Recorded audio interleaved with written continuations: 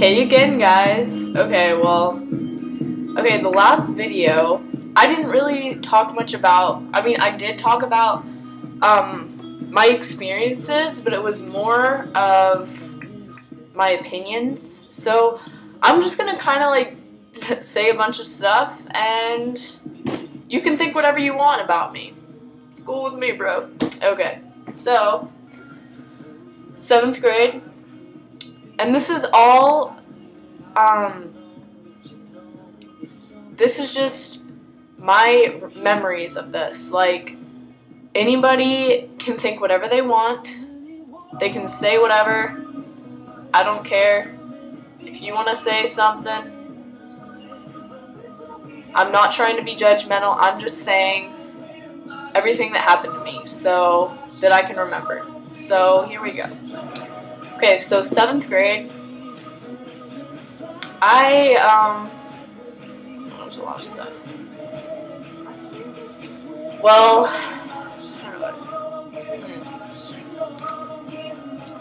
okay, let's start by this. Okay, I had a lot of friends. 6th grade, I was really close with a lot of these girls, okay? And there was, one guy, excuse me. There was, one guy that was really close to all of us, and there was probably about 8 girls, maybe 9, including me.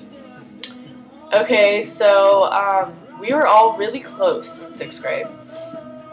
And then 7th grade, this new girl comes, and then my friend that I was really close to in 6th grade, she was like my best friend. I mean, I was really close to her, and she was a good friend to me in 6th grade.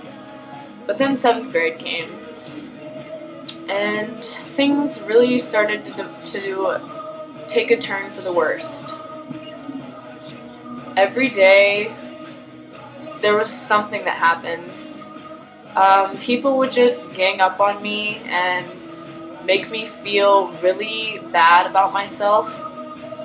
They would make me feel like I wasn't worth it. They made me feel just really small, and they were just so powerful. And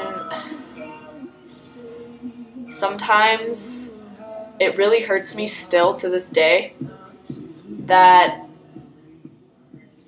I get really sad about it sometimes. Just, I worry too much what people think about me, and, if they're gonna like me and stuff, when I really, that's really not that important. If people don't like me for who I am, that's their problem. I don't need to worry about that. And, they basically wanted me to dead. They drew, 2 of the girls. They drew a picture of me eating a poison pickle because they wanted me dead. They also would try to separate me from this boy that I really liked, and they tried to separate us. They would always make fun of him too, and he was also really into he always would tell me he liked me, and he really didn't. You know how that goes. Just, oh yeah, you're pretty, but really I don't like you at all. Because we never dated, and yeah, he always stayed my friend. That's just how it was. And I just felt so, I didn't know where to go. I just didn't know what to do. I felt like I was so, I really don't know what I would have done without my mom, because she helped me every day when I came home crying about this. And it's still really hard to talk about. But every day I get stronger because I think about people that deal with many other things that I don't even have to deal with. And I think of all the kids that get bullied every single day, and they have no one. They don't even have a parent to talk to. And they still make it out okay. All of you kids that are dealing with this, some sort of bullying, you guys really inspire me, because you're the ones that make me want to be okay with myself and not complain about myself so much. Because the more you appreciate who you are and what you are and who's in your life, even if these people are pricks in your life, they're there for a reason, and you should be appreciative for every person and everything and every event that happens in your life. I know it may be hard to look at it now, but in the end, you're going to realize that if you're, okay, let me put it this way. If you're dealing with something really bad, my mom always tells me things are going to get better, and they can't always stay the same. I mean, you just got to keep looking at it like that. Like, if you're in a bad situation, they're going to change one day, because you can't possibly live your whole life the same way. That's just not how life works. If you are getting bullied, you need to stand up for yourself. Don't be afraid to tell people what you think. And don't be afraid to stand up for others. Because sometimes you can be that one person that saves someone's life. You can be the one that they think, I'm really worth it because someone cares about me. Make people feel like you care about them. Because the more you make people feel like you care about them, the less suicides we're going to have in this world. And the less pain. There's already so many vicious people. I mean, probably 90 or 80% of this world is vicious, angry people. Be that 10% or however many percent of small people that really care about you. Care about the world. Care about people. Care about people. You feel pain every day. You feel happiness every day. You feel anger every day. You know how people feel. You are a person. So you can be understanding when other people are going through things. Be there for them. And love them. Love them so much. Treat people how you would like to be treated. And just appreciate everything you have. Because you never know when it's going to change. Because nothing stays the same. And I really think that once everyone learns to appreciate what they have and to care for others, no matter what the circumstances, no matter if that person, oh, well, that girl said something to me 2 weeks ago. You know what? If she needs your help and you've been in a bad situation, you know how she feels. It's easier to forgive people.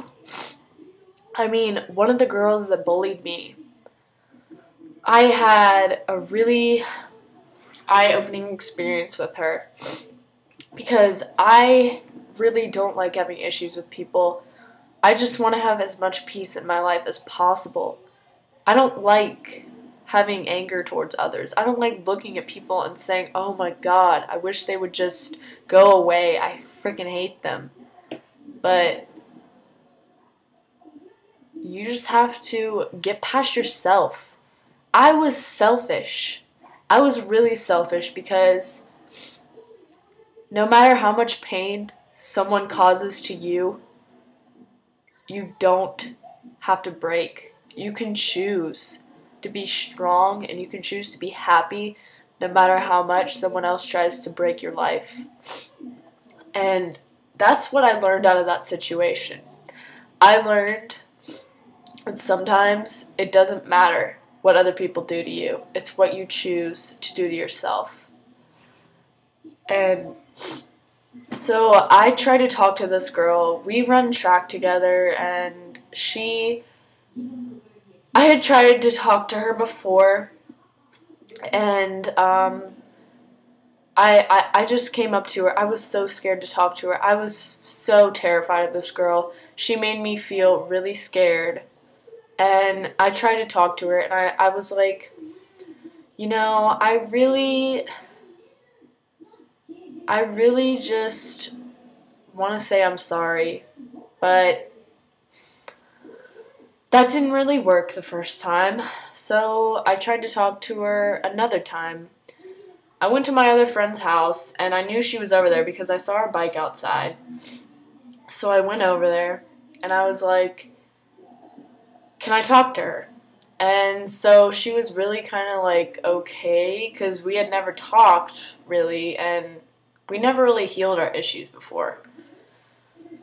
So that was what happened. Okay, and then we realized that both of us didn't even really know why we had fought in the first place. And this happened in 7th grade, and then I talked to her in 9th grade. So 2 years wasted that I was angry and emotional over nothing. Okay? So that's what it shows, is just people forget. People don't even remember what happened. Like, she didn't even remember what happened, really. And most of the stuff that she did to me, I pretty much forgot a lot of it. It's just... And I felt like a weight had been lifted off of me. And before I went in that conversation, I prayed that I would go into that conversation with words of love. And I